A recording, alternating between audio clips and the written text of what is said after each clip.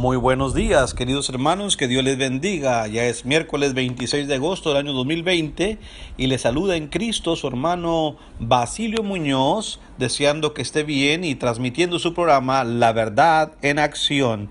Deseo estén teniendo una excelente mañana en este día tan hermoso, un día más que Dios nos ha regalado. El día de ayer aprendimos 7 rapiditas lecciones. El cristiano, el creyente, nunca es inmune al pecado.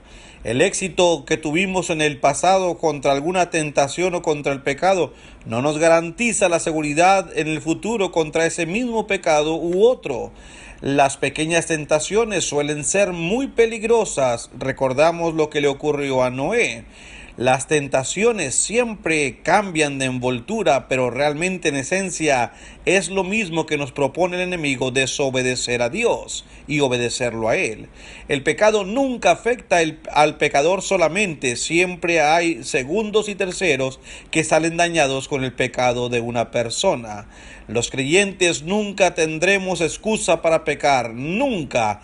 Así dice la palabra del Señor, y Dios nunca ignora el pecado. Los pecados siempre nos traerán grandes consecuencias. Déjeme darle 2 últimas lecciones que aprendemos de la vida de este santo que pecó. Hay 2 lecciones más que podremos aprender de nuestra propia biografía que Dios nos ha dado. Somos como Noé. Aunque no estamos en las escrituras, ahí no está el nombre Basilio o el suyo, ciertamente podemos ver las similitudes que residen en nuestra naturaleza y la de Noé. Permítanme darle 2 lecciones muy positivas que podemos aprender de nuestra naturaleza pecaminosa. Sé que suena extraño, que hay algo positivo que aprender sobre nuestra naturaleza pecaminosa.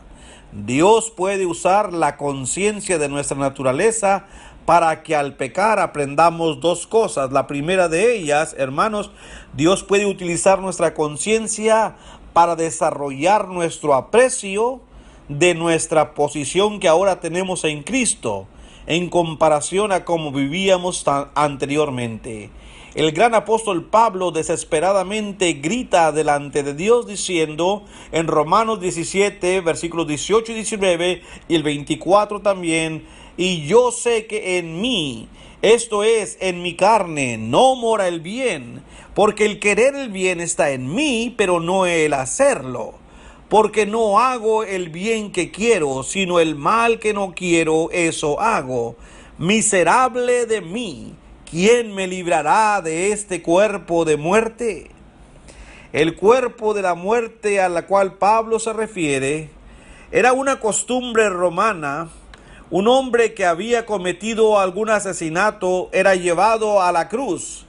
Pero antes de ser puesto en esa cruz, si la víctima asesinada era un esclavo o alguien de mala reputación, o quizás no un ciudadano romano, el cadáver se colocaba encima del asesino y lo amarraban cuello a cuello, muñeca a muñeca, cintura a cintura, pierna a pierna, y luego le ponían sobre la cruz.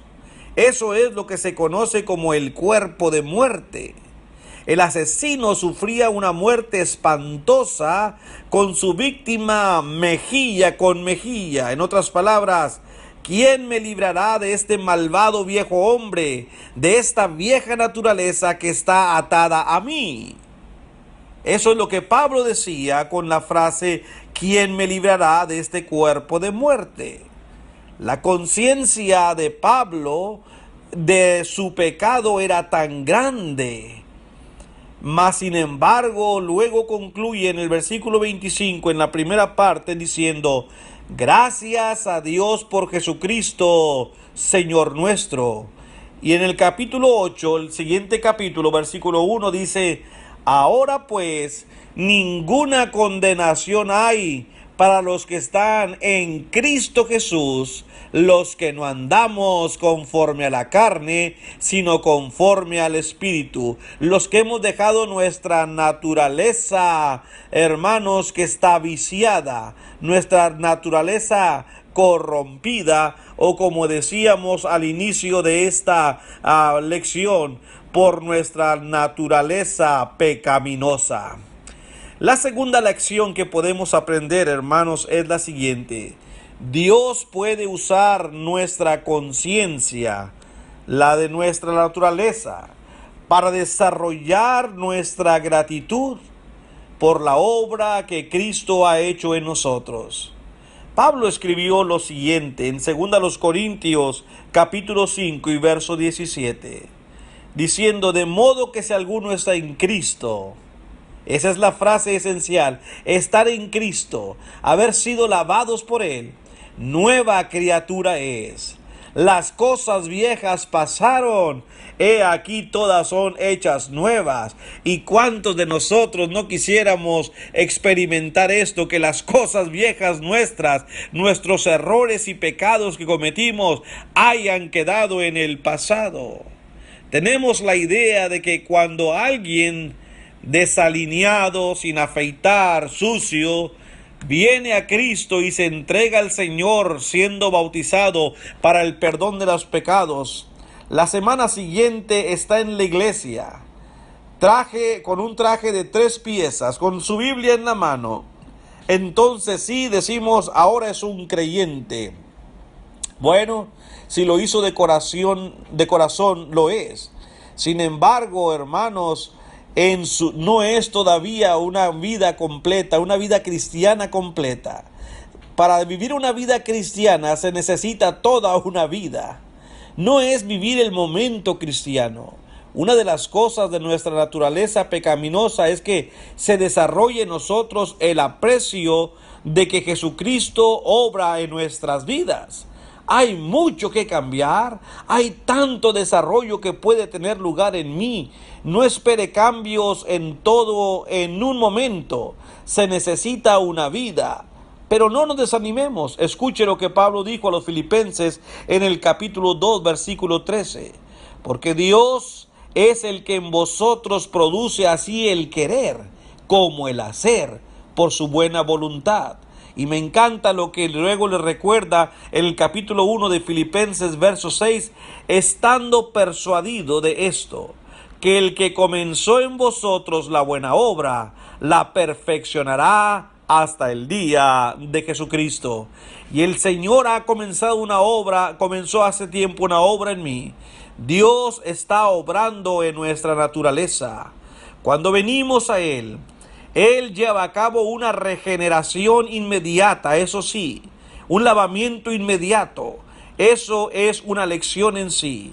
La razón por la que usted y yo fuimos miserables en nuestros pecados es simplemente porque Jesucristo nos dio el sentido de culpabilidad. Es nuestra relación con Él lo que nos muestra nuestra maldad y damos gracias a Dios por ello. Es una situación muy peligrosa, hermanos, cuando una persona no tiene sentido del pecado en el que vive. ¿Fracasa? Sí. ¿Peca? Sí. Pero sabe que sus pecados son perdonados porque le ha entregado su vida a Jesucristo, y por su arrepentimiento Él ahora nos ofrece el perdón de pecados como a Noé. Isaías 1:18 dice: venid luego, dice Jehová, y estemos a cuenta. Si vuestros pecados fueren como la grana, como la nieve serán emblanquecidos. Esta, queridos hermanos y amigos, es la historia de Noé, un santo que pecó. ¿Falló? Sí. ¿Pecó? Sí.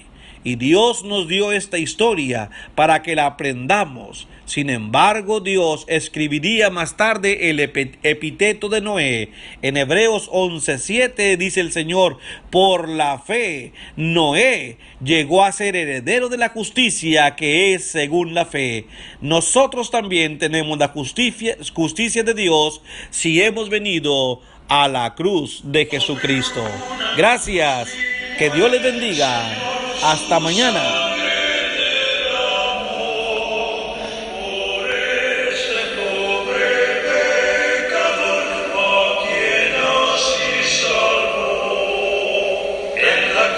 En la cruz, lo primero.